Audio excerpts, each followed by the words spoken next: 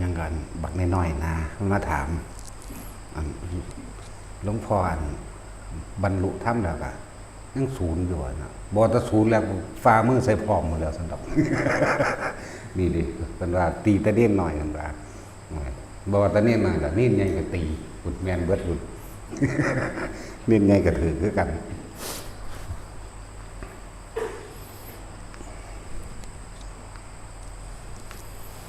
พักมันบ่พ่อคนมาหลายเป็นเห็นนำประท่านคือพระเพิ่นมาพวกกันมาบวชใหม่จังซี่นะเฮาก็เร่งเฮ็ดต้องมองให้พระอยู่ซะก่อนบางคนเอาไว้ที่หลัง เน้นพระก็ได้พระผู้หนึ่งขึ้นมานี่ผู้เพิ่นปฏิบัติดีแล้วเพิ่นก็สินำพาพวกเฮาได้เองนั่นแหละจังว่าเน้นพระหรือบ่มีเวลามาเฮ็ดบ่งพักให้โยมให้คนเดี๋ยวตอนนั้นเขาพรรษาแล้วจังสิมีเวลาหันกลับไปเฮ็ดหม่องให้คนมาพักแบบนี้แหละต่อไปมันสิได้เฮ็ดห้องพักห้องแถวยาวๆไว้จัก20-30 เมตรเป็นจุดไว้นะคือมาเป็นหมู่คณะจังสิพวกบ้านยังอุดรนั่นนะบ้านดุงบ่หรือบ้านใด 3 หมอนั่นนะนั่นแหละคณะนี้มันตึบลงบางเดียวโลดจังสินะละช่วงเขาพรรษามันต้องสิได้เฮ็ดอาจจะบ่ค่อยมีผู้มาบวชแต่ช่วงออกจังสิมันมีมาบวชเรื่อยๆนี่ว่าหันมาเบิดเด้อ ผมถ้ามาเบิดอยู่พุ่นละเต็มไปพุ่นละบัดอยู่ดอนไร่ไอ้สาขา1วัดดอนไร่แล้วเสร็จสมบูรณ์แล้วยังตาประดับประดาหรือหาของไปเพื่อให้เกิดความสะดวกยิ่งขึ้นซื่อๆยุพุนขัตได8 องค์มื้ออื่นก็มาร่วมกันนี่เบิดอื่นนั่นนะอื่นเศร้าบินบาทพร้อมกันน้ำกันเบิดนั่นแหละจังว่าเบิ่งแล้วสิได้เฮ็ดห้องพักเป็นแบบห้องแถวเงี้ยๆไว้สำหรับเวลามีงานจังซี่ล่ะเวลามีงานจังซี่ได้พักน้ำกันแน่ตอนนี้ห่มใหม่ไผห่มใหม่มันโหลดเด้อโหลดไผโหลดมันโหลด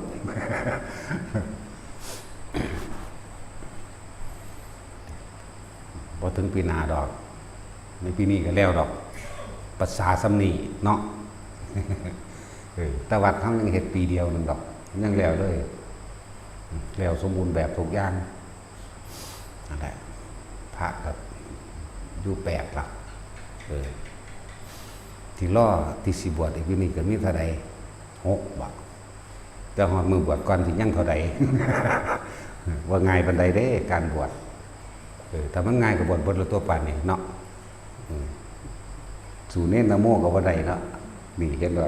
อย่าว่ามันเน้นยังเหงานอนงกๆงากๆแต่ของยังบ่บวช เป็นว่าพ่อใหญ่นี่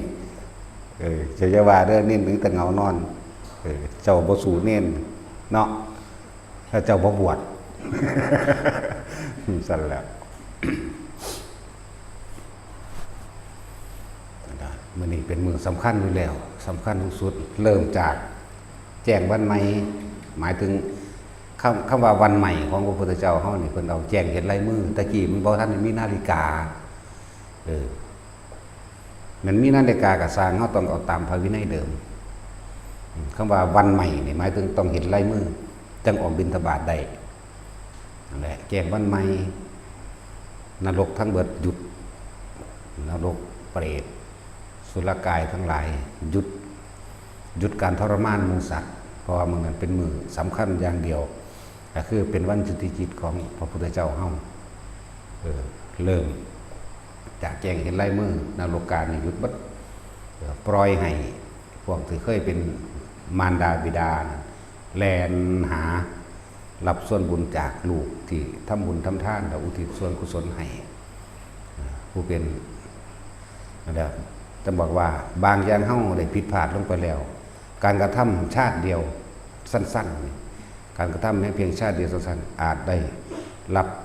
ผลอกุศลกรรมอย่างเจ็บปวดแสบร้อนน่านับอสงไขยมันไม่ธรรมดาเลยพวกเจ้าคิดว่าพวกเจ้าอายุยืนเทียบอายุเทวดามันข้าวเดียวหนึ่งเด้สัมพน80 ปี100 ปีนี่เมื่อกี้นี่เธอไปไหนมาเนี่ยจังสิ สายไปเก็บดอกไม้ตกใจซื่อๆเกิดเป็นคนมาได้ลูก2 คนอายุ80 ปีตายกลับไปนี่เมื่อกี้เธอไปไหนมานี่เวลาคิดเบิ่งเอาเมื่อกี้พวกเข้ากันว่าโดนบ่น่านบ่มันไม่ได้โดนเด้แหละแต่ว่าการกระทำอันเกิดจากจิตเจตนาอันเกิดจากอารมณ์เฮานี่แหละมีคำว่ากรรมก็คือความคิดแล้วก็มีความรู้สึกบ่พอใจโกรธเกลียดบังทำลายผู้อื่นให้เสียชีวิตทรัพย์สินเอาชนะนี่เอิ้นว่ากรรมแต่ว่าสิ่งใดที่บ่ได้เจตนาบ่ได้เอิ้นว่ากรรมเด้อเจตนาออกจากความรู้สึกของเฮาเลยนี่กรรมมันสำเร็จแล้วนี่เพิ่นว่าจึงว่าเจตนาหังภิกขเวดูก่อนภิกษุทั้งหลายขึ้นชื่อว่าเจตนาคือการตั้งใจที่จะกระทำเลยขึ้นชื่อว่าเป็นกรรมได้สำเร็จแล้วลงสู่อารมณ์ความรู้สึกเฮาแล้วฝังไว้แล้วบ่สูญหายไปไหนบ่สูญหายเด้เจ้าอย่าคิดว่ามันหายอย่าคิดว่ามันลืมเด้อมันบ่ลืมเด้นั่นแหละแต่ที่เว้าเรื่องทีมาก็เว้าประจำนั่นล่ะว่าเนาะ ทีมาของพระโมคคัลลาช่วยมารดาพ้นนรกนะพระโมคคัลลากับภาษาลิบุตรเพิ่นเป็นต้นแบบต้นอย่างพวกเฮาได้ยินแต่ว่าพระโมคคัลลาดับไฟนรกเนาะแล้วก็เอามาเป็นคาถาเป่าน้ำฮ้อนลวกมัน เป่าดันมันเอาปูดอยู่มันเศร้าเอาเองดับมันโดนอะไรก็เลยพากันเป็นทองแจวเอาแต่คาถาพระโมคคัลลาดับไฟนรกคนเด็กเฮโลโมคคัลลานูรรักตังโรหะกุมพีทิสวาปฏิอคิปฏิกัมมปฏิเพิ่นว่ามันขังสิมันบ่แม่นเด้นั่นน่ะเพิ่นบอกเหตุที่มาซื่อมันถ้าผู้เป่าเป็นถ้าผู้เฮ็ดเป็นเขาใส่กำลังชานเด้อว่างจิตเป็นกลางให้ว่างๆแล้วก็ใส่ปัทมฌานวิตกหมายถึงการคิดนึกโดยความเมตตากรุณาแก่บุคคลที่เฮาสิเฮ็ดให้นั้นวิจารณ์กระทองสืบต่อโดยว่าหวังว่าให้ผู้นี้หายปิติตังมีเป็นเครื่องยืนยันเด้อ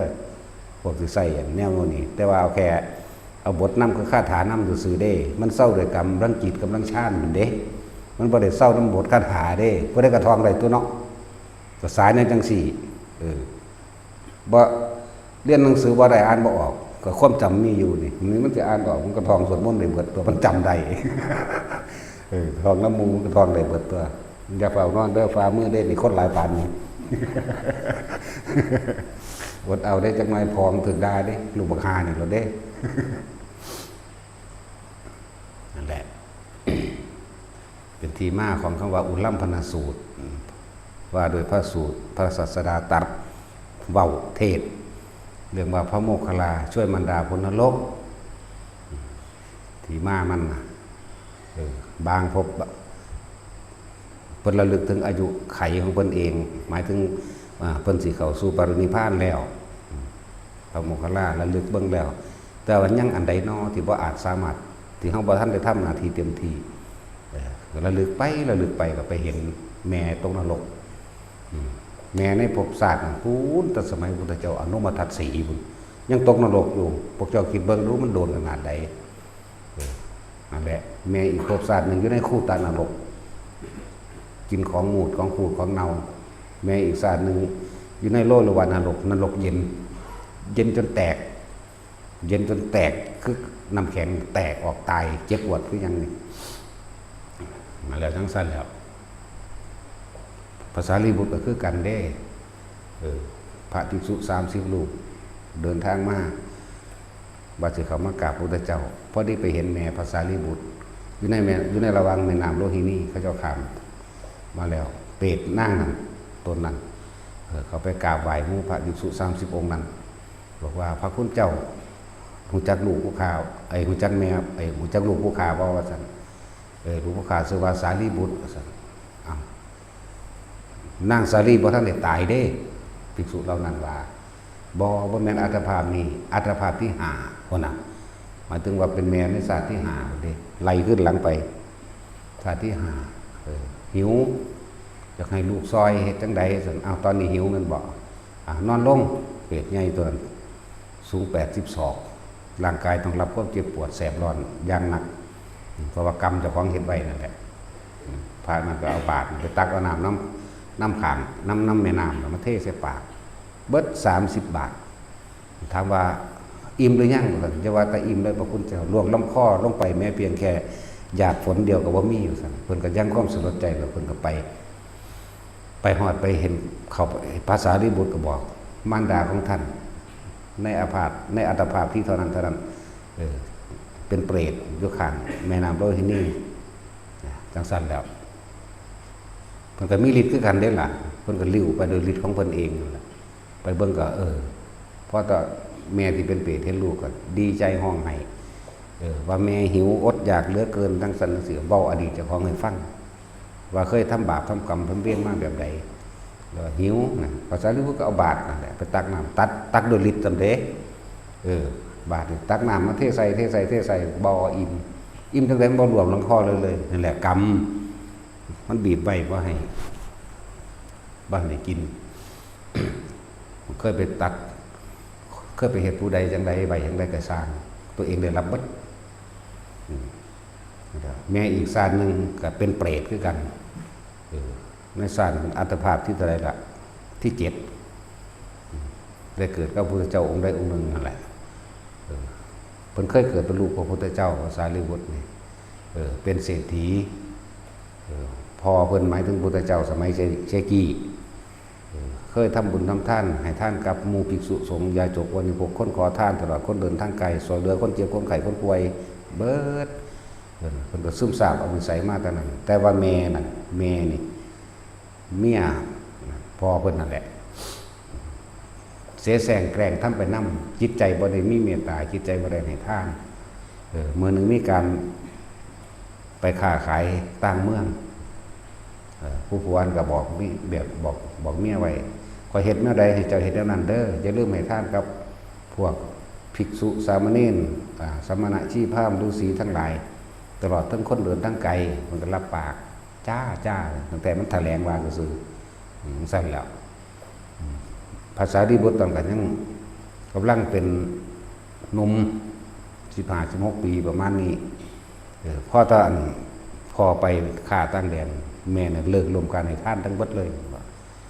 ดักดาท่อหมู่ภิกษุสงฆ์ทั้งหลายพวกสมณะหัวโลนกินฟรีสูเนี่ยเบียกงานการประสานหาขอคนอื่นกินเสือกกินดีกว่าคนอื่นอีกทั้งถึงงานประทำสู้ไปหากินขี้มูกน้ำลายพวกสมองหมาสู้ไปหากินสมองหมาพวกหัวจักการงานไปหากินขี้ไปหากินขี้มูกไปหากินน้ำลายนี่ไหลเห็นปะนั่นแหละพวกคนทุกข์คนยากมาขอกับบ่ได้ให้ท่านคือเก่าไล่เขาบอกแบบเดียวกันดูถูกทมน้ำลายถุยน้ำลายใส่เขาอีกมันธรรมดากว่าแล้วก่อนผัวจะเดินทางมาพอดีนั่งป่วยเป็นโรคล้มตายแล้วครับตกนรกแล้วจังขึ้นมาเป็นเปรตได้นี่บ่ได้เป็นง่ายๆได้ต้องตกนรกซะก่อนจักก็ล่ะจังมาเป็นเปรตชนิดที่ลึกๆสำเร็จเปรตที่มีร่างกายใหญ่ร่างกายสูงเป็นชนิดที่2 ที่ 3ไปหมดเด้หรือที่1พุ่นล่ะพวก88 ศอกเป็นชนิดที่1พวก80 ศอกจึงลดลงมาจนเหลือเปรตธรรมดาพวกปราชตูชีวีเปรตอาศัยอาหารอาศัยเครื่องอยู่จากญาติทำบุญให้เด้นั่นแหละมีตัวอย่างอันนี้ว่าที่มาของคำว่าอุลัมพนสูตรที่มาของพระโมคคัลลาช่วยมารดาพ้นนรกหรือภาษาลิบุตรช่วยมารดาพ้นนรกนี่มาบอกที่มาด้วยพระสูตรด้วยอุลัมพนสูตรพวกเจ้าพากันค้นหาเอาในพระไตรปิฎกจังละเอียดแต่มันมีใน YouTube มันบ่ละเอียดดอกเขาสรุปมาแล้วไตรปิฎกเด้อละเอียดกว่าแล้วก็บุพพกันหสูตรนี่เว้าเรื่องของภาษาลิบุตรนี่เว้าครั้งที่2มาถึงพระเจ้าแสดงเองครั้งที่3ต่อเนื่องจากเปรตวัตถุนี่ในวรรณที่3จากบนวรรณที่4ก็มีลืมละยังละอยู่ในเปรตวัตถุนั่นแหละมันจะต่อเนื่องกันเอาเองไปหาคนเอาเองนั่นแหละทีมาแถวนี้เว้าย้อนกลับไปเรื่องของพระโมคคัลลากับแม่ในศาสตร์ก็เคยเกิดแต่ว่าพระโมคคัลลาเป็นคนมีศรัทธาในพุทธศาสนากับพุทธเจ้าองค์หนึ่ง ได้ยินได้ฟังธรรมเกิดความศรัทธาตั้งมั่นปรารถนาความเป็นภาษาวกอยากเป็นแบบนี้คือพระเจ้าคือพระภิกษุองค์นี้เด้กับปรารถนากับภาษาลิบุตรก็เกิดน้ำกันตลอดก็เลยไปส่วนมูส่วนพวกอะไรแต่ว่าพยายามชักจูงชักน้ำแม่นั่นให้เขาวัดให้ฟังธรรมผมบอกนั่นได้กระสางดาตะพระพุทธเจ้าคือเก่าพระจักแนวเทียนแล้วมันก็เลยเอาแบบไม้ไผ่ดำไม้ไผ่ไม่เขียนคำวันนะโมตัสสะภะคะวะโตอะระหะโตสัมมาสัมพุทธัสสะเขียนรอบไม้ไผ่ไว้ เพื่ออยากให้แม่อ่านเพื่ออยากให้แม่จำ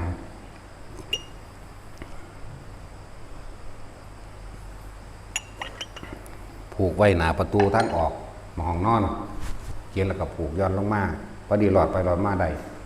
เมื่อนึงเป็นไฟฟ้านั่นได้แล้วหัวไปตำกระบอกไม้ไผ่บังนะโมนั่นนะโมโหดึงบังนะโมลงมานะโมตัสสะภะคะวะโตนั่นแหละดึงลงมาแล้วบังนะโมหัวขี่ผู้ดากเอามาแกงดากได้บัดถูดากทุกไปทุกมาตั้งศูนย์ตืบบังนะโมแล้วฟาดใส่หลุมสวมพอดีมันไปเข้าห้องน้ำมันไปขี่ใส่อีกธรรมดาวะตายจากโอ้องค์ผู้นี้บ่แม่นอยู่สมัยพระพุทธเจ้าปทุมมุตระคนว่าโอ้มันบ่ธรรมดาเด้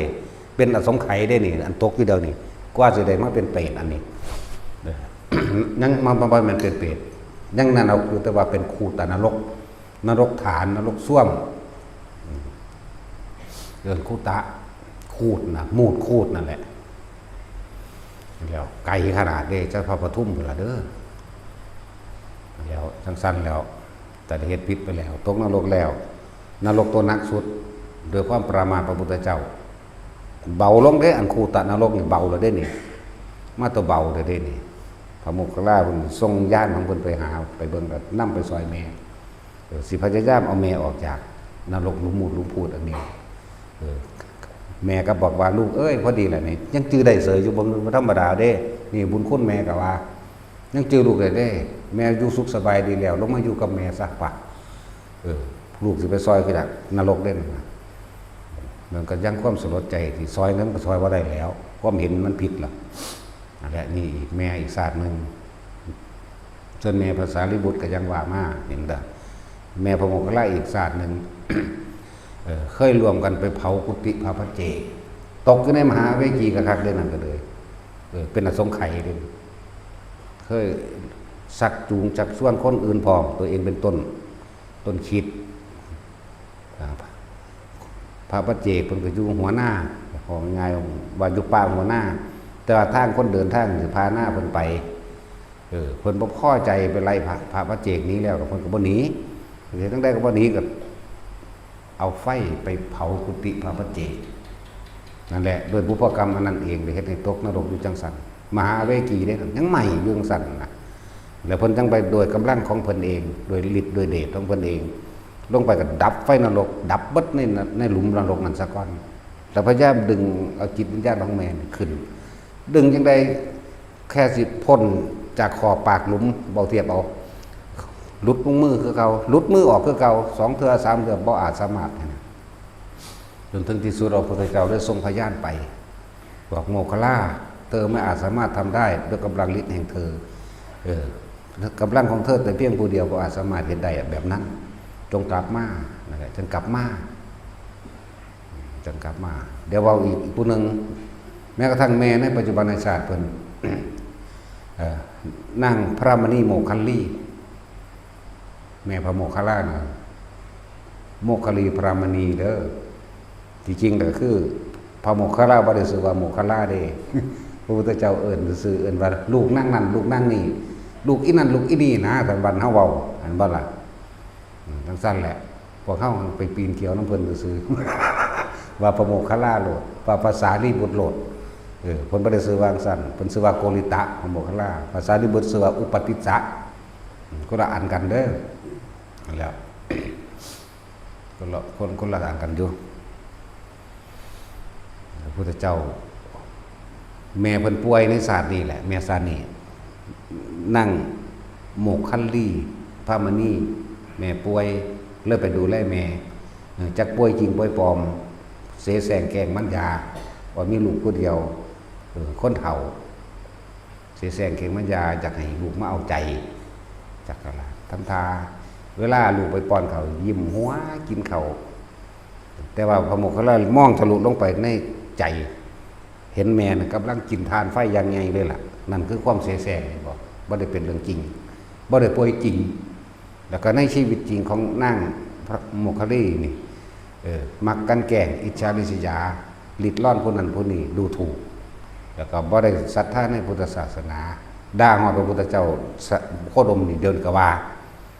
เอาลูกเพิ่นไปบวชว่าหลอกว่าล่วงเห็นบ่นี่พระโมคคัลลาเพิ่นเห็นแบบบุพกรรมตายตอนนี้ลงมหาเวทีแน่นอนนั่นแหละนี่อีกเรื่องนึงในศาสตร์ปัจจุบันของเพิ่นพุทธเจ้าบอกให้กลับมาภาษาลีบุตรก็กลับมาเหมือนกันภาษาลีบุตรกับซอยแม่ในสองแต่ว่าในธรรมบทมันมีอยู่สองแม่เพิ่นนั่นแหละพุทธเจ้ามาบอกโมคคัลลาให้กลับมาซะฟังว่าด้วยกำลังของเธอเองบ่อาจสามารถสิทำสิ่งใดได้ฉะนั้นเธอจะต้องเตรียมการอาหารข้าวหวานอย่างละร้อยก็ว่าไปก็จะได้ตัวอุปถากคนใหญ่ก็รอเนาะทั้งภาษาลีบุตรก็ฟังน้ำกันนั่นแหละในวันมหาปรณาจุติจิตแห่งพระพุทธเจ้า15 ค่ำเดือน7มหาปรณาหมายถึงพระพุทธเจ้าปรณาตนเองเพื่อที่จะมาเปิดหมายถึงเอาวิชามาเปิดในดวงตาของโลกได้เกิดขึ้นหมายวิชาทั้งธรรมนี่แหละเรียกว่ามหาปรณาจุติจิตแห่งพระโพธิสัตว์เจ้าสู่พระคันของพุทธมารดาในวันนั้นเธอต้องอาศัยกำลังของพุทธาธิฐานหรือพุทธบารมีตลอดทั้งกำลังของหมู่สงฆ์เท่านั้นจึงจะสามารถช่วยมารดาของเธอให้พ้นจากนรกได้นั่นแหละในวัน15 ค่ำเดือน7ดูก่อนโมคคัลลาเนี่ยเธอจึงเตรียมอาหารข้าวหวานอย่างละร้อยตลอดทั้งบริขารต่างๆหรือปัจจัยทั้ง4อาหารจาราสาโลเครื่องนุ่งห่มตลอดทั้งที่อยู่อาศัยและเครื่องอำนวยความสะดวกใดๆเท่าที่หาได้จงเตรียมกันเอาไว้เถิดแล้วนิมนต์พระมาในทิศทั้ง10หมายถึงมาในที่ต่างๆเข้ามาทิศทั้ง10ก็ดีต้องอาศัยกำลังของหมู่สงฆ์เท่านั้นที่จะส่งอุทิศส่วนบุญส่วนกุศลของเธอนี่ช่วยมารดาของเธอพ้นออกจากนรกนี้ได้และบ่ได้แม่นแค่ชาตินี้ชาติเดียวเด้บุกถ้าเธอช่วยเรามารดาของเธอนี่จากพ้นใน7 ชั่วโคตรมาถึง7 ศาสตร์นั่นแหละมาถึง7 ศาสตร์พอแต่ได้คำแนะนำจังสันแล้วเพราะว่ามันก็ไกลมือแล้วเข้าใจบ่ล่ะไกลมือ15 ค่ำเดือน7แล้วในอาทิตย์หนึ่งนั่นแหละในอาทิตย์หนึ่งมันใกล้แล้วเพิ่นก็เลยไปหาปรณาเพิ่นปรณาคือผู้ที่อุทิศตนว่าถ้าพระคุณเจ้าต้องการหยังให้บอกข้าน้อยเด้อนะนั่นแหละมันมีแต่เศรษฐีตั้ง9 คนพุ่นเนาะอุปถากไหมนางวิสาขาแน่พระเจ้าปัสเสนแน่พระเจ้าพิมพิสารแน่พระเจ้าอุเทนแน่โอ้ยหลายกระดอกหลายพระเจ้ากระดอกตลอดทั้งเศรษฐีทั้ง9 คนนี่นั่นแหละ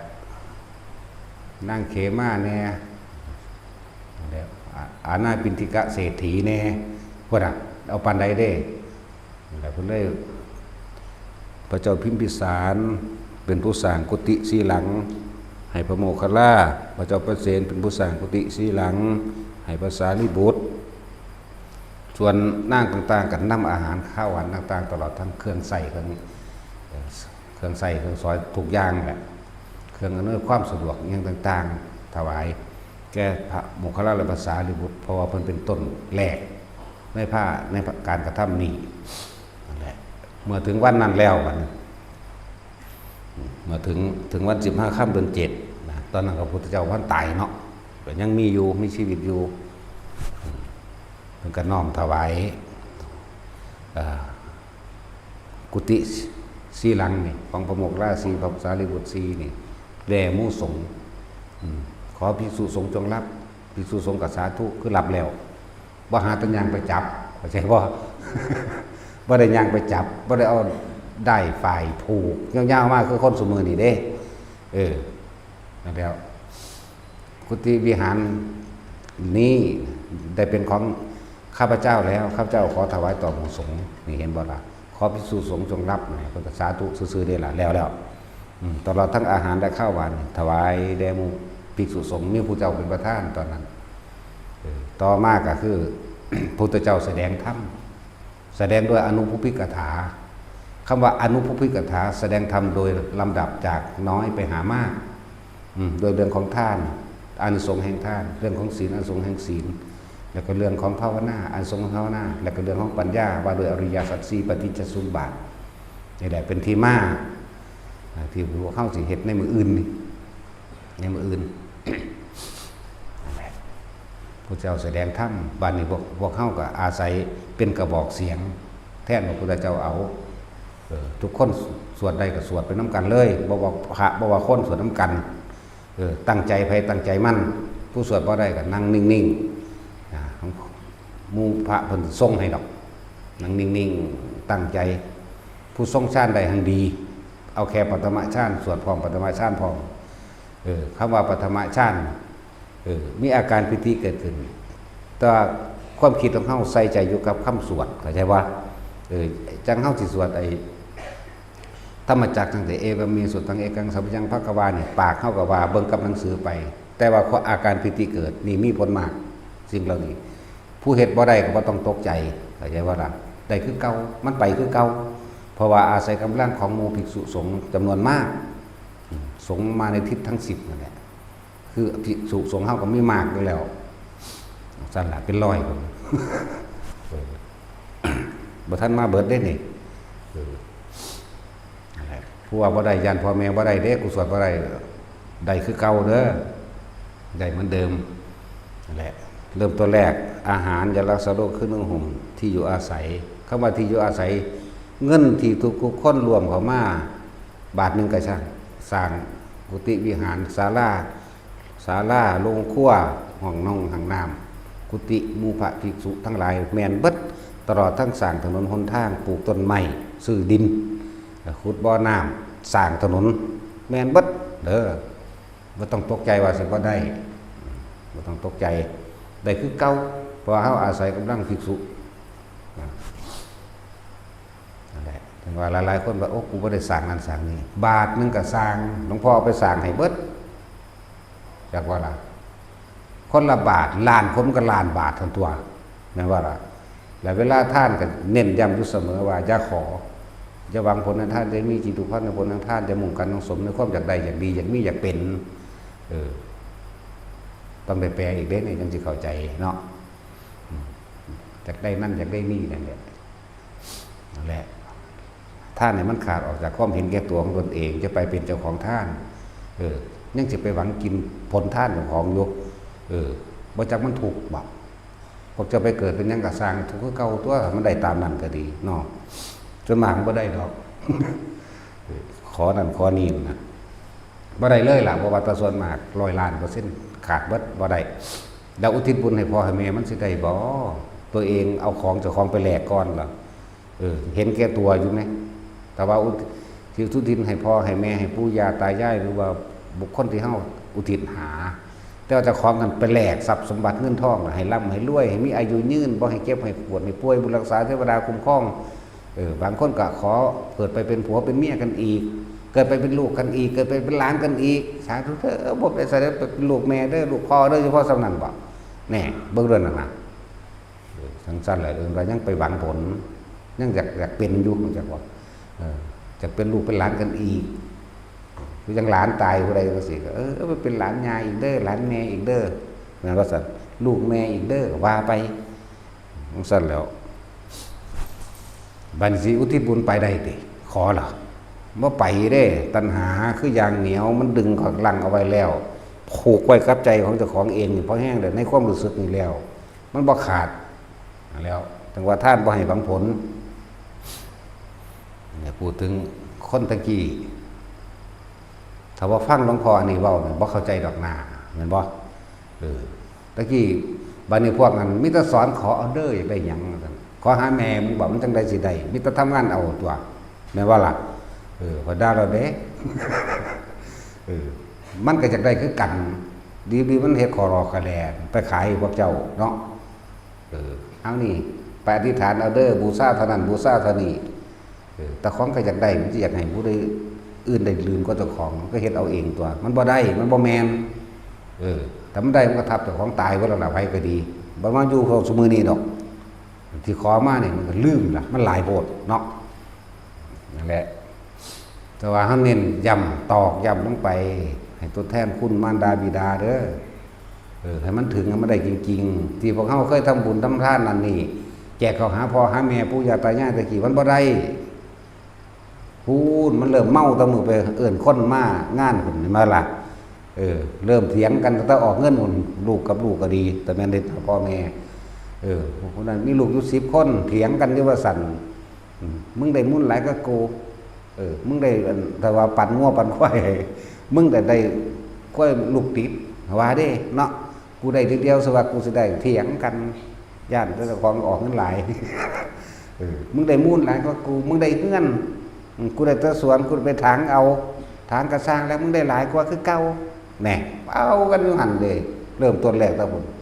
เพิ่นละส่วนสิตกลงกันได้เอ้ามึงเท่านั้นคำเท่านี้คำจังเฮ็ดบุญเนาะเริ่มหาเหล่าหาหยังมาแจกยายกันกินแล้วบัดนี้เอาหยังนั่นนี่เฮาบัดเอาควาย2ตัวหมูมันตื่นบ่เนาะยันบ่พอคนกินแหน่บางทีคิดขาล่ะมันเมาแต่ที่แรกแล้วล่ะแต่เหล้าที่แรกแล้วเดี๋ยวนี้จังจ้างหนังจ้างหมอลำมาใส่อีกได้บ่เนาะหรือเรื่องบันเทิงต่อไปอีกมันสิไปได้เป็นบุญมาตั้งใดพอคนบ่เข้าใจคำว่าบุญคือความสงบเย็นบุญอันเกิดจากการให้ทานต้องไม่หวังผลให้ทานบ่มีจิตผูกพันในผลแห่งทานบ่อยากได้หยังบ่อยากเป็นหยังแม้มันก็สงบภายในใจภายในความคิดเกิดความรู้สึกโล่งๆโป่งๆตัวอันนี้บ่ได้สงบแล้วเราร้อนและกังวลในความอยากได้เลยอยากเป็นคิดเอาโยสั่นท่านไปท่านมามันบ่ได้จังเตืออะไรโอ้กูเฮ็ดบุญมาหลายแมงแล้วบ่เฮ็ดวางสิได้หยังเด็กจังซั่นแล้วอันนี้นั่นแหละต้องมาฟังแบบนี้เด้อจังเข้าใจความรู้สึกเจ้าของแท้ๆยังบ่รู้คนหั่นเนาะความคิดเจ้าของความรู้สึกเจ้าของยังบ่รู้ตัวเองแหละจังมีผู้บอกผู้สอนแบบนี้มันสิเข้าใจน้อมก็มาเบิ่งโดไผก็ดีที่เฮ็ดมาเคยผ่านมานั่นน่ะแบบนั้นบ่1,000,000%บวก1,000,000%อีกคูณเลยก็ได้ทำนายถึงเบิดอยู่นี่เนาะเห็นบ่พ่อใหญ่นี่ก็ได้เจ้าเฮ็ดแบบนั้นแม่นบ่1,000,000%สั่นแล้วนั่นแหละแต่ละคนบ้านนี้เฮาให้ตั้งใจในการทำทานอุทิศถึงมารดาบิดาเพราะสิ่งที่หายากในอันดับที่5ที่1คือพุทธเจ้าเกิดที่2ผู้ปฏิบัติธรรมผู้นำธรรมพุทธเจ้าออกมาแสดงจังซี่อันที่5ก็คือบุคคลผู้มีความกตัญญูและจังว่าให้พากันตั้งใจว่าเฮามีปัจจัยทั้ง4อาหารยารักษาโรคเครื่องห่มที่อยู่อาศัยตลอดทั้งเครื่องอำนวยความสะดวกหลายๆอย่างที่ว่ามาหลายๆอย่างนั่นแหละสิพาวาดอกแต่ก่อนตั้งแต่เฮาทานมามันบ่มีผลบ่ได้อานิสงส์หยังมีแต่ความโลภขวางตัวเองเบิดต่อมาก็รู้สึกว่าสิเป็นผู้พาวาสกรที่แรกขอผลทานบุญกุศลกรรมดีผลทานคือทานที่เฮาเฮ็ดไว้แล้วตะกี้มันบ่มีผลมันบ่ได้อานิสงส์พวกเจ้าไปแลกของเบิดแล้วแลกรวยแลกอายุยืนแลกบ่ป่วยแลกสนะแลกให้อยากได้นั่นจะเป็นนี่เห็นบ่ล่ะสั้นตัวปันมันเลยบ่มีผลหยังบ่ได้อานิสงส์แต่ว่ามันบ่หายไปไหนเป็นของเฮาเหมือนเดิมแต่ว่ามันบ่แพร่กระจายออกเข้าใจว่าล่ะจึงบอกว่าผลทานบุญกุศลกรรมดีที่ข้าพเจ้ากระทำมาแล้วตั้งแต่อดีตนี่จนถึงปัจจุบันณขณะนี้จงถึงแด่มารดาบิดาของข้าพเจ้าที่มีมาแล้วในอดีตจนถึงปัจจุบันชาตินี้ทั้งหมดขอมารดาและบิดานี่จงรับส่วนบุญและจงมีความสุขเถิดสาธุสิพาเว้าอันนี้เข้าใจว่าล่ะ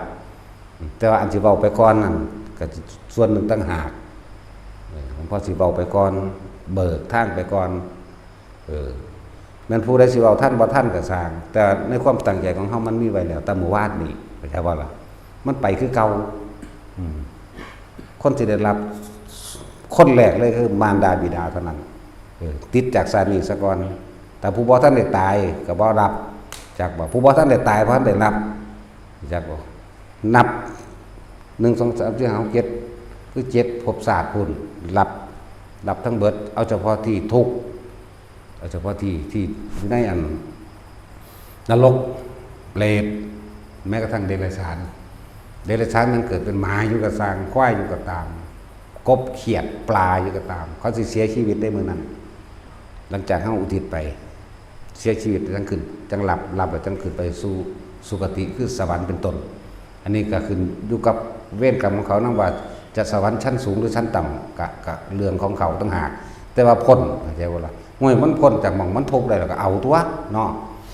แล้วว่าอยากให้ทุกคนเข้าใจเวลาพวกเราทำทานอย่าพากันขอหลายสิอุทิศบุญไปใส่มันบ่ไปมันบ่เป็นบุญทานเพิ่มทุกข์บุญเพิ่มบาปทานแล้วเล่าร้อนกังวลในความอยากได้อยากเป็นแต่ว่าบุญเพิ่มบาปกระวนกระวายบางทีพวกเข้าไปเฮ็ดอันแจกข้าวหาพ่อหาแม่นะทางภาคกลางว่าทำบุญอุทิศหานะหรือทำบุญ100 วันมั่งพวกคนจีนก็ว่าอีกเหมือนกันแต่มันของท่านกับบริสุทธิ์คือไปขามากจริงๆเนาะไปมีเหล่าเขามาปนเราขาดเบิดแล้วบ่ได้ยังนะแถมสามีมหรสพครบงานลื่นเริ่มเงินเทิงอีกมีถึงกับอารมณ์เราร้อนในกิเลสตัณหามันจังได้สิไปจังว่าความสำคัญในมือนี่แน่ซึ่งมันมีในพุทธประวัติอยู่แล้วได้ดิแต่มันบ่มีผู้ใดพาเหตุจากบ่ล่ะมีวัดเฮาวัดเดียวเนี่ยในโลกตอนนี้ในโลกตอนนี้มีวัดเฮาวัดเดียวพาเหตุเลยคนแล้วคนอีกเพื่อจะเอาพระสูตรมายืนยันว่าจะให้คนมาขวางมาบาปแล้วแต่ว่าพวกเขาจะหูกับไปคนเอาเองตัวในพระไตรปิฎกถ้าในโทรศัพท์มันก็เขาสรุปมาแล้วอุลัมพนสูตรพระโมคคัลลาช่วยมันดาพ้นในโลกเท่านั้นแหละมันก็บอกเอาเองของมันสรุปเอาเองของมันแต่ก็ยังดีที่มีเขามีโค้งให้เขาพอได้รู้จากว่านั่นแหละไปพาเหตุแบบนี้อานิสงส์มันทั้งมีมากเลยหรอกในการยกจิตตัวเองให้สู่สัมมาทิฏฐิเห็นตามความเป็นจริงจากการอย่างนี้ได้ฟังธรรมที่เป็นเอาธรรมพระพุทธเจ้าออกมาแสดงเดี๋ยวนี้แหละให้พวกเราฟังยกจิตขึ้นสู่ที่สูงจากอบายนั่นแหละสูงจากความเห็นผิดนั่นแหละแล้วเราจะเห็นถูกต้องตามความเป็นจริงเรียกว่าสัมมาทิฏฐิเมื่อมีสัมมาทิฏฐิแล้วความคิดอันอื่นมันก็เป็นของจริงของตรงคำบอกก็เป็นตามจริงไปเองดอกและยกจิตขึ้นที่สูง2ยกฐานะในการเงินการงานในครอบครัวในปัจจุบันของตนเองยกฐานะคนที่เฮ็ดหยังก็บ่ขึ้นเรียกว่าบ่ได้เฮ็ดหยังก็ทุกข์เฮ็ดหยังก็ขาดทุนอย่างหลายๆอย่างนี่แหละเพราะเจ้าของบ่มีความกตัญญูไงคนบ่มีความกตัญญูคนธรรมอย่างอื่นก็บ่มีเด้คนที่มีความกตัญญูก็ต้องฟังธรรมจึงมีคุณธรรมอย่างอื่นเป็นเครื่องประกอบในการใช้ชีวิตนี่แหละจังว่าไพ่เฮ็ดแบบนี้มารดาบิดาได้ขึ้นไปแล้วเขามีกำลังเขามีกำลังมีฤทธิ์มีเดชเกิดขึ้นเขาจะกลับมาซอยลูกเองแม้จะเคยเป็นพ่อแม่ลูกกันห่างกันเป็นกับเป็นกันนี่ก็จื้อได้กันจื้อกันได้คือเก่าจากเรามาซอยคือเก่าคือพวกเก่าเท่านี่แหละเนาะลูกเขามีก็จะของสบายก็จะของแต่เขากลับมามึงมีอันนั้นบัลลาดูเด้แม่ว่าพวกเก่าก็เลยพวกเจ้าเคยเป็นพ่อเป็นแม่เราเนาะยังห่วงลูกคือเก่าเด้พวกเจ้าเด้อครับรถบ้านเป็นเขาขี่รถบักโกโก้งามๆมากก็ยังห่วงอยู่เด้เนาะต้องสั้นแล้วนี่แหละจะเอ่นว่าบุญคุณหาประมาณว่าใดแล้วก็มีอานิสงส์กว้างไกลเรียกว่าหาประมาณว่าใดนั่นแหละทั้งว่าอานิสงส์มันมี1ยกจิตขึ้นสู่ความเห็นผิดไปสู่สัมมาทิฏฐิเป็นความเห็นถูกต้องเลยว่ายกจิตขึ้นสู่ที่สูง2ฐานะการเงินการงานของตัวเองก็จะถูกหนุนขึ้นเพราะบุญคุณของมารดาบิดากลับมาช่วยเหลือเราเหมือนเดิมคุณธรรมเฮาเริ่มมีเห็นบ่บัดนี้หาเงินหาทองมาได้ก็เริ่มเป็นคนมีสติใส่ยังประหยัดใส่ยังมีคุณค่าตะกี้สุรุ่ยสุร่ายกินเหล้าเมายาคิดแต่ว่าแต่ของหาได้นั่นสั้นแหละนี่อื่นอันนี้สงมันมีมากอยู่แล้วพวกเขาเคยเห็นมาพวกเขาเคยเข้าใจอยู่บอกว่าเคยเห็นอยู่บอกว่าพ่อแม่ได้บุญอันพวกเคยแจกข้าวหาเนี่ยไหมเห็นเอาเองกับตาอยู่บอกมีตั้งแต่คิดเอาเองทั้งเมาทั้งเบาเนาะ โอ้ยดีใจซอยพ่อแม่กูใส่สวรรค์แล้วว่าซั่นเด้จักตกนรกหนักกว่าเก่าอีกจังซั่นแล้วทั้งเมาทั้งเว้าน่ะนั่นแล้วบ่ได้เห็นเด้ของเฮามันเห็นเด้บาดนี่จังสิพาพวกเจ้าเฮ็ดพูดคือเว้าย้อนขึ้นหลังตั้ง8 ปีที่แล้วก็ได้ตั้งแต่มาตั้งบัดนี้ใหม่ๆนั่นพ่อใหญ่ข่อยนี่แหละพวกพ่อใหญ่นวลพ่อไม่ใหญ่อ้วนมื้อนั้นไม่ใหญ่โม่มื้อนั้นมีฮอดไม่ใหญ่บูตัวเมื่อเฮาไม่ใหญ่เบาพ่อใหญ่มิงตัวมาเอานำเขาเคยเป็นพ่อเป็นแม่เข้าใจบ่ล่ะตะกี้อยู่กุฏิน้อยอยู่มังหันเป็นคนมากคักๆนี่จุบันย่างลงไปกอดดีใจหลายเห็นบ่นี่โอ้ยจะกอดพ่อเพิ่นว่าบวชแล้วบวชก็กอดได้ตัวขนาดนั้นแล้วเพราะยายนวลแม่พ่อไม่ยายนางเดี๋ยวนี้แหละแล้วเป็นโตคนตัวมานั่นแล้วแต่ว่านั่นแหละคือเขาจะเคยเป็นพ่อเป็นแม่มาก่อนพูนขึ้นหลังตั้ง8 ปีคุณได้เบามานี่บ่มีพยานบุคคลนำจะฮู้ถามมีนางอยู่หั่นแหละนางมีสีลูกเขาเจ้าเขาเป็นลูกคือกันบ่แม่นลูกนักศึกษานี่ก็เป็นหลานเพิ่นเห็นบ่ล่ะ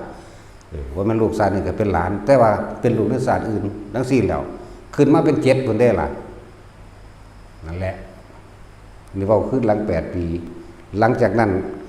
ไหลมาเรื่อยๆเฮาเฮ็ดมาสู่ปีมานี่มันเท่าใดแล้วปีละ7เนาะ8 7เป็นเท่าใดตาจุ้ยต้องสู่คุ้มบ่ได้ปริญญาหูขี้หูดากสู่ป .4 บ่ได้เห็นนะถามปั๊บตอบปั๊บนั่นสิปริญญาหูขี้อย่างว่านี้ถามยังบ่ได้จักอย่างนี่จังใดเด้อัตราเครื่องคิดเลขมาซอยพวกนี้บ่มีสมองเนาะสู่คนเก่าบ่ได้สู่คนโบราณบ่ได้ว่าเขาเจ้าทอกได้สูตรคูณฮอดวัก25เด้พ่อใหญ่นวลมันแซวจังซั่นแล้วเอามึงกระทองมึงแต่แม่วัก18ว่าซั่นแม่งบัดเขาได้แต่วัก12นึงแม่เวลาเพิ่นเว้าเลขจังซี่แม่ปั๊บไปโลดแม่เอากระทองเบิ่งเป็นหยังวัก23บัดนะไผสิไปได้บัดนี้สู้กันบ่ได้บัดนี้เฮาได้แต่แค่เท่านั้นเลยวัก12แล้วเอาพวกนี้ทั้งบ่ได้ครับจบปริญญาได้นี่บ่ลังขี่ยังว่านั่นพอเป็นผู้ไหวบวชเดียวดีแหละพวกนี้จบปริญญาแล้วก็ทำงานสูงก็พออีกสบายเป็นหนี้3-4 ล้านเป็นตะเงิดบ่ล่ะพอคนทำหน้าได้นั่นส่งลูกเรียนบ่เป็นหนี้จักบาทเนาะถ้าแล้วสัวซ้ำแท็กซี่มันอยู่ใส่ราคานี่คือกันมันพอดีเท่าใด3 ล้านว่าซั่นโอ้ยบ่มีปัญญาแล้วเนาะจังซั่นแล้วนั่นแหละคนบ่มีคุณธรรมคนบ่จักเพียงพอมีแต่อยากรวยกู้ยืมมาเห็นบ่ล่ะนั่นแหละนี่เปรียบเทียบนี่ด่าก็ด่าต่อหน้านั่นพอนี่ลูกย่องพอเด้แต่ว่าด่าลูกลูกซัวเป็นหนี้พอบอกว่าเป็นหนี้จะของกันมาเป็นไหมแต่คำว่าบุญคุณพ่อแม่ก็อยากให้ทุกคนเห็นความสำคัญตรงนี้แน่แล้วก็เป็นความสำคัญในพุทธศาสนาได้นี่แต่ว่าไม่ได้ถูกนำออกมาเผยแผ่นะโดยภาพพวกเจ้าเหตุในเมื่อนั้นเฮาตั้งใจไปแล้วเริ่มต้นแต่ใส่บาตรมาแต่มันก็ไปของมันเองแล้วเด้เข้าใจว่าล่ะไปโดยพุทธานุภาพต่างหากแล้วก็ไปด้วยพุทธธรรมสังฆานุภาพต่างหากพุทธานุภาพคือสัจจญาธิฐานที่พระพุทธเจ้าตั้งไว้อธิษฐานไว้แม้พระพุทธเจ้าหาองค์ละธรรมานุภาพไปด้วยสัจจะความจริงที่เฮาตั้งใจว่าท่านนี่บ่หวังผลในท่านบ่มีจิตอุปาทในผลทางท่านหรือว่าธรรมาธิษฐานไปโดยธรรมนี่มุ่งอุทิศตั้งใจไว้ว่าผลบุญผลทานอันนี้อุทิศให้กับมารดาบิดาไปโดยสังฆาธิษฐาน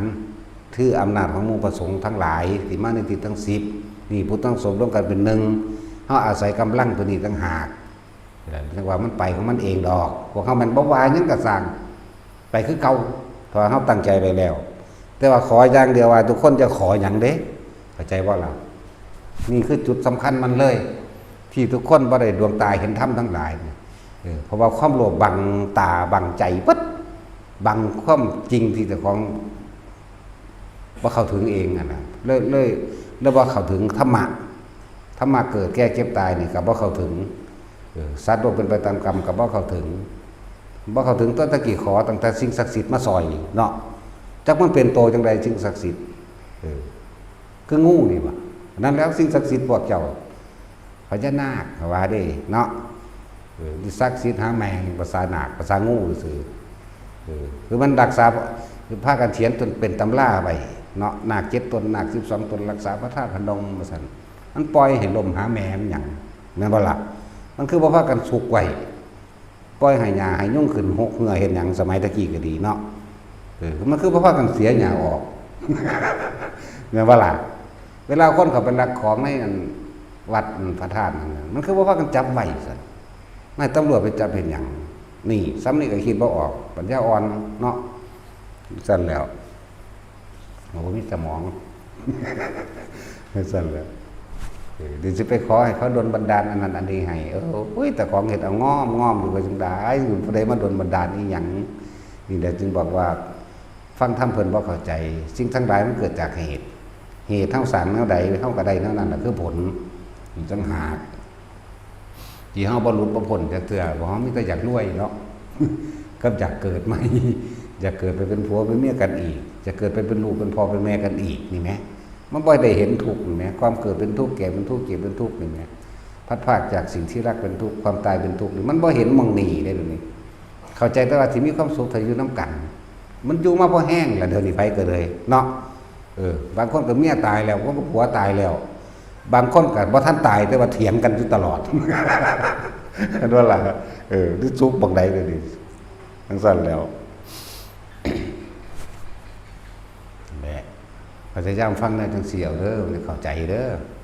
เพราะฉะนั้นพวกเจ้าบ่เห็นความคิดเจ้าของบ่เห็นความตัณหาคือความอยากเจ้าของบ่เห็นอุปทานคือความยึดคือความรู้สึกเจ้าของที่อยากให้มันเป็นแบบนั้นแบบนี้และเอิ้นว่าตัณหาและอุปทานแบบเลยบ่เห็นรากลึกของมันและจังซั่นความสุขจริงๆมันมีแต่ละคนมันเห็นหรือยังมันพอหรือยังตั้งแต่เฮาหามานี่เนาะได้หรือยังพ่อแล้วบ่เงินกับพ่อแล้วบ่จังซั่นแล้วบ่มีพ่อบ่เป็นนั่นแหละจึงเวียนว่ายตายเกิดเพราะความบ่พ่อนั่นเองต้องให้ทุกคนหันเข้ามาเบิ่งความคิดเจ้าของติดเรื่องใดทุกข์เรื่องใดเป็นห่วงไผทุกข์จริงๆก็เกิดจากสิ่งอันเป็นที่รักนั่นแหละคือเฮาหักลูกหักหลานนั่นแหละคือเฮาหักพ่อหักแม่หรือเฮาหักหยังก็แล้วแต่เถอะทั้งเบิดเลยล่ะล้วนแล้วแต่เป็นความอาลัยอาวรณ์ความผูกความพันต่างๆปรุงแต่งไปเพื่ออยากคือพ่อแม่หักลูกนั่นแหละอยากให้ลูกมีความสุขอยากให้ลูกมีทุกอย่างอยากให้ลูกเป็นทุกอย่างให้มีฐานะมั่นคงว่าบ่มีหยังมั่นคงจักอย่างดอกมีแต่อนิจจังอนัตตาเบิดนั่นแหละบ่มีอีหยังจีรังอย่างอื่นจักอันเสื่อมสลายสู่ความแตกดับด้วยกันทั้งนั้นบ่ว่าคนบ่ว่าสัตว์บ่ว่าวัตถุสิ่งของบ่ว่าบ้านบ่ว่าหยังก็แล้วแต่แม้โลกนี้ก็ต้องแตกดับนั่นแหละเพียงแต่ว่ามันนานแตกซื่อมันสิเป็นของมันเองดอกสิ้นสุดภาษีก่อนจังสิแตกดอกอันนั้นไฟจังสิไหม้ดอกอันนั้นไฟมันไล่กันนั่นน่ะบ่แม่นยุคนี้เด้อยุคนี้แค่ว่ายุคมีขาสัญญีซื่อๆยุคนี้สิ้นศาสนาพุทธโคดมเฮาไปแล้วนี่คนที่ขากันประมาณ70,000นั่นบัดนี้พวกรอดชีวิตมาน่ะที่หนีไปน้ำหูน้ำถ่ำน้ำผานเดินทางตัวจะเห็นกันได้เพราะแต่เห็นคนผู้หนึ่งดีใจเขาเว้าคุยกันกอดกันเป็นเพราะเฮาบ่มีศีลธรรมเนาะก็จังว่าไปเด้นั่นน่ะตอนนี้เฮาอยู่ตะวันทำการพุทธศาสนาแท้ๆเป็นหยังเฮาคือบ่ดึงเข้ามาสู่ใจเฮาเนาะถ้าว่าอยากปนก็ดีความเกิดเป็นหยังก็สร้างทุกข์เบิดเทวดาก็ทุกข์พวกเจ้าอย่าคิดว่าเทวดาบ่ทุกข์เด้สิ่งที่เทวดาเขาปรารถนาที่สุดเป็นสุคติของเทวดาแม่นหยังพวกเจ้าว่ามนุษย์นี่เด้มนุษย์นี่ได้เป็นสุคติของเทวดาที่เขาปรารถนาความมาเกิดแปลว่าพวกเขาจะกลับไปเกิดเป็นเทวดามนุษย์เป็นภพที่สามารถทำได้ทุกอย่างเป็นแดนกลางๆสร้างบุญกุศลถึงแม้กระทั่งจนถึงที่สุดแห่งปณิพพานก็สร้างอยู่ในโลกมนุษย์ ระพุทธเจ้าก็ตรัสรู้ในโลกมนุษย์เทวดาถ้าบ่ได้สั่งสมไว้มันไปบ่ได้เด้ต้องสั่งสมเขาก็สั่งสมตอนเป็นคนนี่เด้คือพอเฮาเป็นคนเดี๋ยวนี้แหละว่ามันบ่ถึงนิพพานก็ไปเป็นเทวดาไปเป็นพรหมนั่นบ่ล่ะตั้งสั้นแล้วแต่ว่าพวกเทวดาทั้งหลายที่บ่ได้สั่งสมสุตตะคือคำสอนของพระพุทธเจ้าฝังไว้ในจิตในใจบ่ได้มีการเริ่มต้นเอาไว้แล้วส่วนมากตายแล้วลงนรกเด้อตะกี้คนทำบุญทำทานก็ทำอยู่ไปสวรรค์ก็มีอยู่แต่ว่าบ่ได้ยินอริยสัจสี่บ่ได้ฟังธรรมของพระพุทธเจ้าบ่ฮู้จักคำว่าอนิจจังทุกขังอนัตตาและเวลาพวกบ่ได้อาศัยพระปัญญาของพระพุทธเจ้าส่วนมากตายแล้วลงนรกเบิดเทวดาพรหมทั้งเบิดบ่เหลือลงเบิดเลยแต่ว่าเทวดาพรหมที่อาศัยคำสอนพระเจ้าเป็นเครื่องนำชีวิตจากว่าเป็นเครื่องนำในความคิดในการกระทำคำพูดต่างๆมีสิทธิ์ในการว่าเฮาเป็นตัวข้างเทวดาแล้วใครควรธรรมะโดยตนเองก็ได้เพราะว่าเฮาได้ท่องบนจดจำเอาไว้แล้วเรียกว่าสุตตะมัญญปัญญาบรรลุข้างบนเลยก็ได้บางที่หมู่เทวดากับเทวดามาคุยกันเองคือเฮาคุยกันนี่แหละแล้วก็บรรลุได้บางที่มีภิกษุผู้ทรงฤทธิ์แสดงธรรมะบางพวกอายุมันยืนประท่านพระพุทธเจ้าองค์หนึ่งแสดงธรรมปั้วฟังทีเดียวบรรลุเลยก็ได้นี่แหละจังว่าเฮาต้องอาศัยพระสูตรโดยการฟังคำสอนพระพุทธเจ้านี่เป็นเครื่องนำสติปัญญาของเฮาเองเป็นไพ่ภาคหน้าเหมือนกันกับเฮามื้ออื่นนี่เฮาสิสวดหยังเฮาสิสวดบทนะโมเมคือทำความเคารพนอบน้อมพระพุทธเจ้าทุกพระองค์ก่อนอันที่2จังสวดธรรมจักรอันที่3สวดอนัตตลกนสูตรอันที่4อธิตตปริยายสูตรอันที่5คือปฏิจจสมุปบาทแล้วเราหลวงพ่อสิว่าเอาเองดอกขอกระแสเสียงธรรมอันเป็นคำสั่งสอนแห่งองค์สมเด็จพระสัมมาสัมพุทธเจ้านี่จงดังก้องกังวานไปสู่มารดาบิดาของท่านทั้งหลายที่ได้มากระทำบุญอุทิศให้แด่มารดาของท่านทั้งหลายทั้งที่มาอยู่ณที่นี่ตลอดทั้งที่ไม่ได้มาที่ตั้งจิตเอาไว้นั้นขอกระแสเสียงธรรมเป็นคำสอนพระพุทธเจ้าจงถึงแด่มารดาบิดาของทุกท่านนี้เถิดกันนะโมเมขึ้นเลยตัวบัดนี้นั่นแหละจงไปจบที่อวิชชาปัญญาสังขารไปจบมังหันนี่แหละตัวนี้สิเป็นเครื่องน้อมนำทั้งปัญญาทั้งสติทั้งปัญญานำพาชีวิตของมารดาและบิดาของพวกเขาเองมันจือมันหลาบจำเลยผู้ตกนรกเขาใช้ว่านี่พอฟังก็ลองเบิ่งแม้มันตกอีกนั่นสั่นเลยฟังเด้แต่ถ้าพลาดพอแล้วจะคิดว่าได้มันจืออะไรจือใดบัดพวกที่ตกนรกนั่นน่ะฮู้ได้ว่าเจ้าของเฮ็ดหยังจังตกบ่แม่นว่าบ่ฮู้แม้นสัตว์เดรัจฉานก็ฮู้เด้สัตว์เดรัจฉานก็มีความคิดเด้อย่าว่าบ่มีเด้แต่บ่มีมันจะฟังความคนได้บ่คือเฮาไถนาตะกี้เนาะเฮ้ยมันก็ฮู้ตัวว่าคือไปซ้ายและขวามันก็ฮู้ตัวแหน่มันยังสิบ่มีผู้ใดว่ามันบ่มีเด้อมันเครียดแค้นเป็นคือกันคือหมานี่ก็ตีมันไล่มันก็เวียนกัดเจ้าคือเก่านั่นมีบ่ล่ะนั่นแล้วผู้ใดว่าบ่มีบางคนว่าบ่มีความคิดว่าซั่นเป็นหยังมันสิบ่มีว่าซั่นมันจื้อจำคำคนใดบ่มันฟังภาษาคนรู้เรื่องว่าสร้างเห็นบ่สร้างมาสมัยตะกี้เอาไปลบอยู่นั่นน่ะเพียงแค่กระซิบใส่หูมันตายน้ำกันน้ำหมอเอ้ยเสียวเอ้ยจังซี่อุ้ยมันหึกเหิมมื้อยังนี่ตัวเพื่อนเอ๋ยเราจะตายร่วมกันนะนี่เบ้ยธรรมดาบ่นั่นแหละสร้างก็ตามมาก็ตามกอดข้อมันก็สิบใส่หูมันโลดเราคือเพื่อนตายซึ่งกันแล้วนะเพื่อนเอ๋ยนี่เบ้ยมันธรรมดามันห่าวใส่ว่าซั่นจังซั่นแล้วบัดนี้พวกเฮาเลี้ยงหมาเนี่ยเสมันก็ไปกันเนาะเป็นว่าซั่นรู้ว่าซั่นอันนี้ตอบคำถามกับลูกบอกให้มันแจ้งกับพวกคนว่าสัตว์ไม่มีความคิดซื่อๆดอกอันนี้มีจังสิบ่มีแต่บ่มีความคิดในตำรามาได้จังใดค้างข่าวฟังธรรมของภิกษุสงฆ์ทำวัดในหั่นเนาะฟังธรรมเรื่องอายตนะธรรมเรื่องอธิตตปริยายสูตรคักๆนั่นแหละจักว่าล่ะข้างข้าว500ตัวนั้นเคลื่อนไปในเสียเสียงธรรมตีนปล่อยจากฟ้าจากธรรมลงหัวหม่งลูกตายจำไปเกิดเป็นเทวดาก่อนเมื่อศาสนาของพระพุทธเจ้าโคดมกลับมาเกิดได้บวชเป็นภิกษุพุทธเจ้าแสดงอธิตตปริยายสูตรบรรลุอรหันต์เบิด นั่นก็มันทั้งสั้นแล้วเมนทิกะเทวดานั่นก็ดีเทวดากบก็ฟังธรรมพุทธเจ้าฟังธรรมที่พระสงฆ์เพิ่นไปทุดงค์เพิ่นก็ทำวัดยามมื้อแลงเพิ่นก็ทำวัดกบตัวนั้นก็ขึ้นมาฟังซุมื้อคนเลี้ยงงัวมาเห็นพอดีค้อนตีหัวปัวตายซ้ำแต่ว่าด้วยกระแสเสียงธรรมนี่เห็นติดเข้าไปในหูในใจรู้สึกเย็นวาบทีเดียวแล้วไปเกิดอยู่สวรรค์สันดาวดึงเสยแน่สั่นตัวอย่างตมาโคสกะเทพบุตรบ่ได้ฟังแต่ว่าเห็นพระปัจเจกตายด้วยความรักและเคารพพระปัจเจกก็ไปเกิดสวรรค์เสยเนี่ยนี่ก็ยังสั่นตัวมันยังสิบ่มีนั่นแหละแก้พวกกันบ่จักภาษาสัตว์ก่อน เป็นยังสิเว้าบ่รู้เรื่องแล้วเรียกว่าสัตว์บ่มีความคิดเดี๋ยวมันมีบ่มีแต่สังเสชะนี่มันต้องแยกเป็นระดับจะมาเว้าร่วมไหมแยกว่าสังเสชะบ่มีอันนี้สัตว์บางชนิดไม่มีสัญญาจากบ่ล่ะบ่มี สั่นแล้วคือสังเสชะนั่นเองบ่มีอันนี้พวกเขาบ่จักหรอก สิคาดอธิบายอยู่ฟังไปเรื่อยๆเอา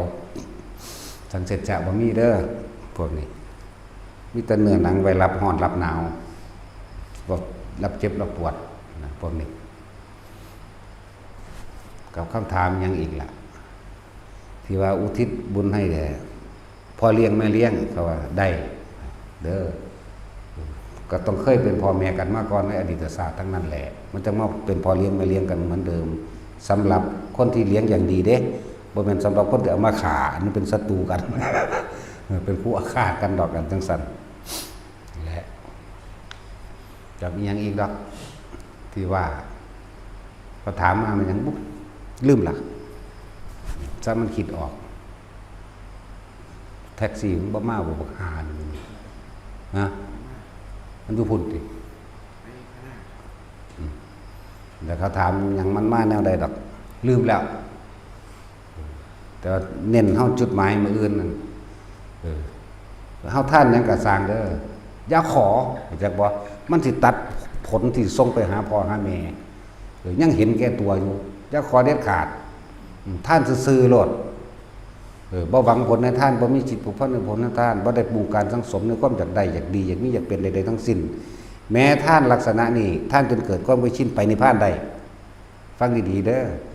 จิตเฮาบ่มีที่ตั้งไว้หยังตั้งในความอยากได้บ้านแบบนั้นอยากได้รถแบบนี้หรือ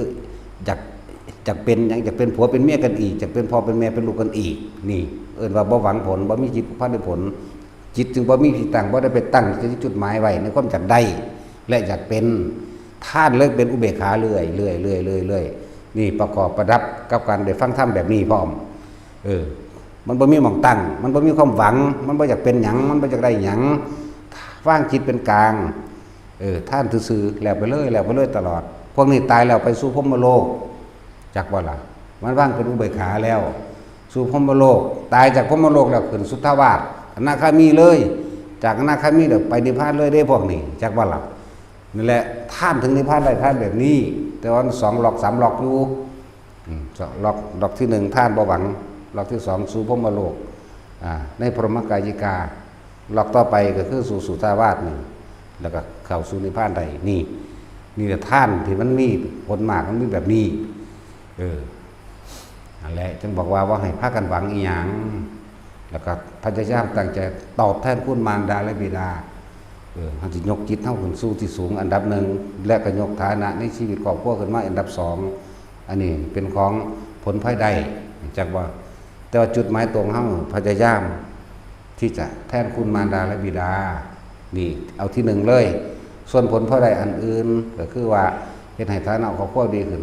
ทั้งสิ้นน่ะก็ไว้ซะก่อนบ่ได้ไปเฮ็ดเพื่อจุดหมายนั้นจักบ่จุดหมายนี่คือเฮ็ดเพื่อมารดาและบิดาให้พ้นจากทุกขตะความทุกข์ยากอันสูงสุดทุกขนาดเด้ไฟนรกกันนั่นเอาเหล็กซี่มันแท่งเฮาสอดลงไปยังบ่ทันได้ทอเด้มันตกมาแล้วเด้มันจังหูจักได้โอ้ยธรรมดาบ่ มันเป็นมาบ่แห้งแล้วเด้มันจังเว้าความรู้สึกตัวนั้นได้คือจังเอาอีหยังแส่ใส่หัวใจในความรู้สึกเฮาไว้นั่นเด้แบบเฮานอนนั่นน่ะธรรมดาบ่ สักว่าเน้นตัวนี้ เห็นแทนคุณมารดาและบิดาให้พ้นแต่เป็นวันสำคัญคือวันจุติจิตของพระพุทธเจ้าเฮาในภัตตรกัปนี่มือเดียวกันทั้งเบิดอยากว่าล่ะเนี่ยพระกักุสันโธโกนาโกนัสสะพระกัสสปะจนถึงพระโคตมะแม้พระศรีอริยะก็เป็นอันเดียวกันจากกลาจังสั้นแหละเริ่มว่าเพิ่นเป็นพุทธาธิฐานเอาไว้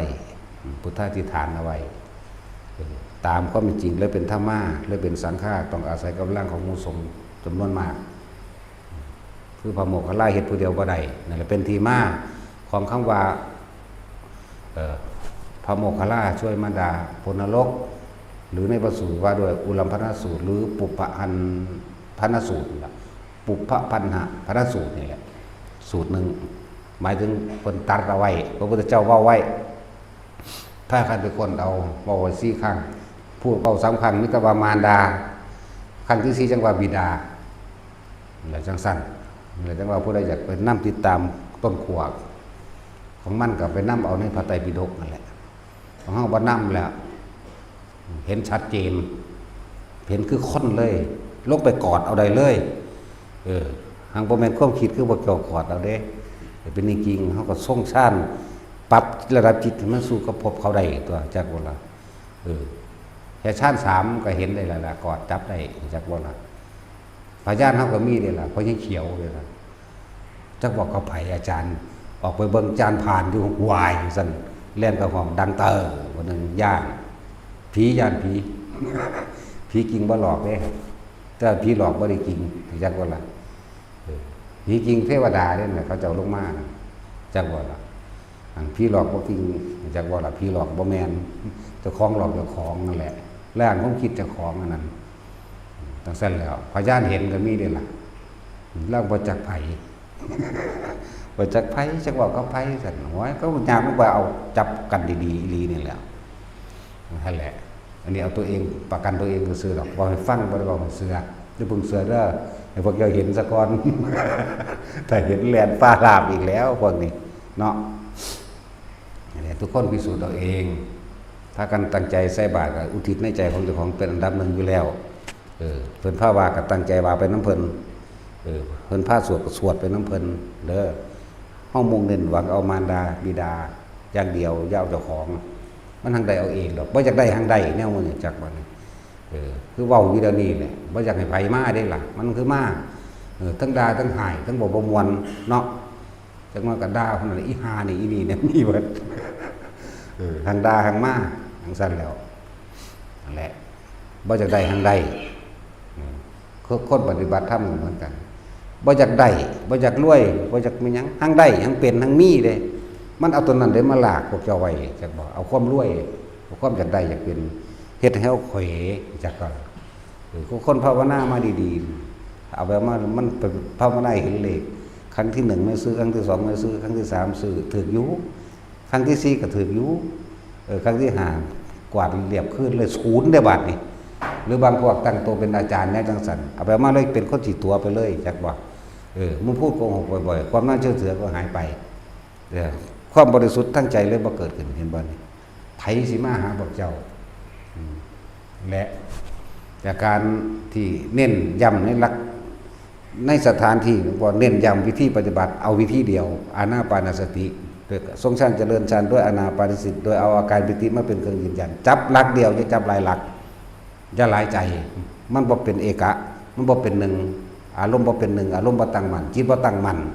บ่เป็นสมาธิอย่าหนีจากฐานแต่ผู้ใดฝึกไปแล้วก็เข้าใจอย่างผู้ใดฟังดูหนักฐานที่ตั้งแห่งจิตก็คือเอาความรู้สึกไว้นี่อยู่นี่แหละ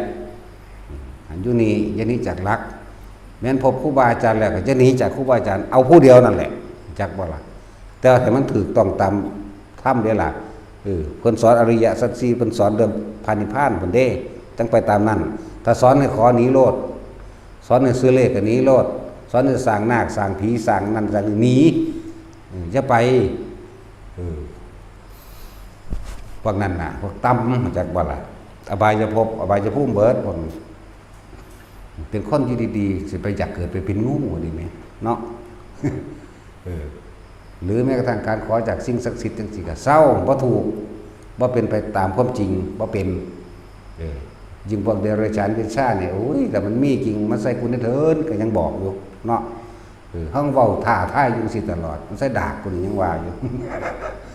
ทั้งสั้นแล้วคือเราด่าพระเจ้านาคพระเจ้าเนกก็ด่าอยู่ทั้งสี่แล้วเขาก็เข้าใจว่าด่าเนาะจริงๆทำความเห็นในพวกเจ้าเห็นตรงว่ามันบ่แมนมันบ่จริงมันบ่ใช่มันบ่เสกสรรโดนบันดาลยังไงเฮาใดมันบ่มีด่าดอกเขารู้หน้าในเฮานี่ด่าคนให้มีสติขึ้นมาระลึกถึงความจริงอันด่านั่นเดี๋ยวก็ส่วนตาสินต้มกินมั่งหนักสิงพุ่นกลุ่มต้มของเขาอยู่อันถาดพนมตัวเนาะตาสินเขาว่าท่านใดใส่เกล็ดเบิดใส่ได้เครื่องโตด้วยสันหูพอดีหลอกหนังไว้เฮาตาสินก็ต้มแมงกินหน้าเฮาก็ยังว่าอยู่ถ้ามันมีมันก็ศูนย์ใส่เฮาตันตัวเนาะต้องใส่แล้วเป็นไรมันบ่เป็นว่าให้เลิกงมง่ายกับสิ่งทั้งหลายเหล่านี้เพราะว่าเฮาอยากได้อยากดีอยากมีอยากเป็นเลยหาขอจากสิ่งนั้นสิ่งนี้แล้วบ่เป็นตัวของตนเองเลยฟังธรรมพุทธเจ้าบ่เข้าใจเข้าใจว่านี่เด้อบ่รู้จักวิธีทางการทำตนเองให้พ้นจากความเวียนว่ายตายเกิดค่าถึงไปอาศัยผู้อื่นให้เฮ็ดให้ของรวยเอาเต็มๆบ่รวยปานใดก็สร้างดอกเจ้าซื้อความป่วยบ่ได้ดอกซื้อความป่วยบ่ได้ซื้อความชราภาพต่างๆบ่ได้ซื้อความเจ็บบ่ได้แล้วก็ซื้อความตายบ่ได้แม้นักวิทยาศาสตร์ที่มันว่าเก่งๆมันคือบ่เฮ็ดเครื่องป้องกันแก่ป้องกันเจ็บป้องกันป่วยและป้องกันตายให้แน่มันตายบ่ได้บ่เก่งๆกันเลยเนาะจังซั่นแล้วพวกรุ่นใหม่ๆใส่น้ำคนตายเบิดนั่นแหละเนาะเขาวางทฤษฎีไว้ให้แล้วก็เฮ็ดนำเขามีแต่กฎอิทธัปปัจจตาเบิดนั่นแหละที่เขามาเฮ็ดฝรั่งเอิ้นบุคคลสัมพันธภาพจังซั่นแล้วตั้งแต่เอาของพระพุทธเจ้านี่แหละไปเฮ็ดกันนะเว้าเรื่องผมคนเล็บฟันหนังเรื่องเอาเรื่องบอดี้โกบบริการบริกายก็สร้างเว้านํพระพุทธเจ้าปึ๊ดแม่ว่าล่ะสรีระร่างกายสั่นกระดูกมิเท่านี้แขวมิเท่านี้เว้านํพระพุทธเจ้าหั่นมันได้คิดเป็นหาแม่นบ่เนาะ เรื่องธาตุนั้นธาตุนี้โอ้ยพระพุทธเจ้ารู้หลายกว่านั้นอีกนานาธาตุญาณะรู้จักวัดได้ทุกสรรพธาตุอีกซื้อที่พวกเขาว่าได้ตั้งขึ้นมาพระพุทธเจ้ารู้ล่วงหน้าไปเบิดแล้วแต่ว่ามันบ่เป็นไปโดยความพ้นจากการเวียนว่ายตายเกิดเพิ่นเลยบ่นำมาเว้าบ่สอนเป็นหยังสิบ่ฮู้มันฮู้เบิดแล้วแหละ เป็นหยังก็เป็นไปตายเด้อไว้ก็ดีรวยก็รวยไปตาย ทุกข์ก็ทุกข์ไปตายนั่นแหละจักว่าล่ะแต่เฮาฟังธรรมะเข้าใจแล้วสุขกับทุกข์บ่ได้ขึ้นอยู่กับฐานะว่ารวยหรือจนเด้อยู่กับการวางจิตอยู่กับการวางจิตเด้อแต่ว่าธรรมะพุทธเจ้าเท่านั้นสิแก้ได้โลกแก้โลกบ่ได้เด้อตัณหาแก้ตัณหาบ่ได้ต้องพูดออกจากตัณหาแล้วมาแนะนำให้จึงจักได้วิธีการแก้ออกจากความเกิดความแก่ความเจ็บและความตายนั่นแหละแต่ว่าที่แนะนำอยู่ตลอดนี่พวกเจ้ามาฝึกเอาเด้อผู้ใดท่านเป็นก็ดีฝึกการทรงฌานเจริญสร้างฝึกให้มันมีวิหารธรรมแห่งตนเลื่อนแห่งใจอย่าแต่ความรู้สึกไปอยู่กับคนที่รักมั่งโอ้ยเป็นห่วงทั้งสันทั้งสี่คนที่เกลียดศูนย์อยากให้เขาตายมั่งเนาะ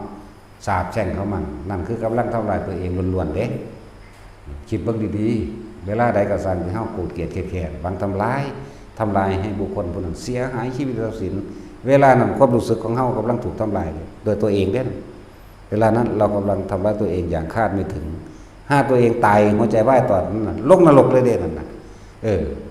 ผู้ใดพาลงมันบ่มีผู้พาเด้เจ้าของได้เป็นผู้พาเจ้าของเองฉะนั้นจงเป็นผู้นำตนเองเด้ออาศัยธรรมะเพิ่นนี่แหละธรรมะพุทธเจ้าเฮาเป็นเครื่องนำตัวเองออกมานำตนเองบัดจังซั่นบ่มีสิ่งศักดิ์สิทธิ์ใดในโลกนี้ในโลกใดก็สร้างมาเสกสรรดลบันดาลให้ผู้ใดสมหวังได้บ่มีทางบ่มีว่าบ่แม่นบ่เป็นจริงไสยศาสตร์ก็บ่มีจริงถ้ามันมีจริงเขาว่าสร้างจรวดดอกเขาว่าสร้างระเบิดเขาสร้างปืนดอกครับก็พวกไสยศาสตร์เท่านั้นแหละเนาะจมมุมมั่มๆขึ้นมันสักตายโลกประธานาธิบดีว่าหั่นเนาะจังซั่นแล้วแต่มันมีนั่นน่ะ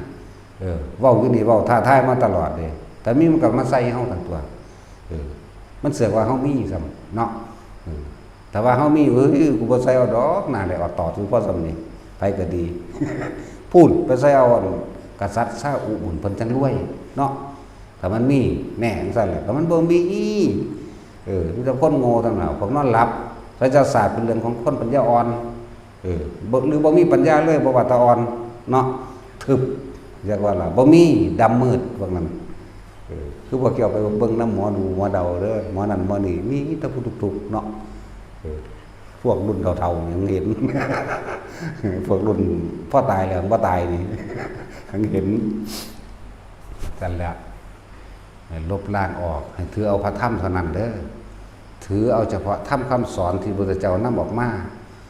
แสดงอยู่เดี๋ยวนี้แหละบ่แม่นธรรมหลวงพ่อนี่เป็นธรรมของพระพุทธเจ้าเป็นความจริงของเพิ่นแล้วก็ใครควรตามความเป็นจริงก็เอาประสบการณ์จริงในชีวิตจริงของเจ้าของเองเป็นเครื่องชี้วัดเจ้าของเองกับคำสอนกับพระธรรมแต่เห็นตามความเป็นจริงแล้วอีกบ่โดนบ่นานเมื่อสัมมาทิฏฐิเกิดขึ้นแล้วมันบ่โดนดอกไปนิพพานนั่นน่ะนั่นแล้วบ่มีผู้ใดมาละสุขละทุกข์ให้ไผได้นอกจากตนเองเด้อตนเองล้วนๆผู้อื่นเฮ็ดให้บ่ได้บุคคลผู้หนึ่งถึงความบริสุทธิ์แล้วจะทำให้บุคคลอีกผู้หนึ่งได้ความบริสุทธิ์ได้ด้วยเป็นอันไม่มีบ่มีนั่นแหละแล้วก็รักได้ที่จะเสมอด้วยรักตนเป็นไม่มีเหมือนกันแต่หากเจ้าของก็นำตนเองสู่ธรรมะศึกษาธรรมฝึกหัดธรรมปฏิบัติธรรมแล้วเฮาจะได้ความจริงเมื่อรักตัวเองเป็นแล้วทั้งตัวเองเห็นทางพ้นทุกข์ได้แล้วก็นำผู้อื่นแล้วก็กระจายความรักอันเกิดจากตนก่อนเป็นเมตตาแล้วแผ่กระจายสู่คนใกล้ชิดพ่อแม่บอกผัวเมียบอกถ้าผัวถ้าเมียมันบ่ฟังกันกับป๋าแมงโลดเข้าใจว่าล่ะจะไปหาตกนรกบกใหม่น้ำกันอีกนะยังก็เลยเนาะป๋าโลดเท่าอันผัวคัดเมียมาวัดฟังธรรมมาปฏิบัติธรรมแต่ผัวคัดป๋ามันเลยแต่เมียคัดเมียขวางป๋ามันโลดใหญ่มาจะเห็นกันตัวไม่ว่าสัตว์บัดพ่อกับแม่เลี้ยงมากระแถมคือบ่แค่เนาะไปแค่หาแมงแบบสาวบัวใจเมียหาไม้ก็ได้ตัวเป็นว่าสัตว์บ่มีดอกหลักกิ่งหลักนิรันดร์บางคนนั่นน่ะบ่มีแต่ความรักของพระพุทธเจ้าเท่านั้นแหละความรักความเมตตาเท่านั้นแหละจึงเป็นนิรันดร์แท้เพิ่นบ่อยากให้คนที่เพิ่นหักไปเกิดไปเวียนว่ายตายเกิดใหม่ตายใหม่อีกเห็นบ่เพิ่นจังพาสร้างสมบารมีเข้าสู่พระนิพพานเพื่อจะบ่กลับมาเกิดมาตายอีกเห็นบ่จังซั่นตัวพวกเฮาบ่แม่นดอกบ่ทันตายมันก็ปากันกับผู้ใหม่หรอกเนาะแม่นบ่ล่ะแต่ช่วยเจ้าว่าได้ปาดอกเจ้าน่ะเจ้าหลักเดียวอยู่แต่เจ้าปาทั้งใจอยู่เจ้าปาทั้งกายวันใดไปเห็นผู้ใหม่ก็มักเขาคือเขาเหลียวเบิ่งเมียแต่ของเอเทอยู่เนาะเท็บเท่งหนังหน้าทองย่านเตเสอยู่บัดเห็นผู้อื่นพาดเหนือเด้เนาะตัวหลวงพ่อบ่ได้ดอกหน้าเพราะใหญ่นี่ก็คือกันวิหารเนี่ยเขียวตะหมากขิวว่าเด้บัดเลี้ยวเบิ่งผู้อื่นพุ่นแล้วโอ้อีหานี่ก็ว่ารูปปากพร้อมเนาะเอาสมาทานเข้าชาติแล้วอันนี้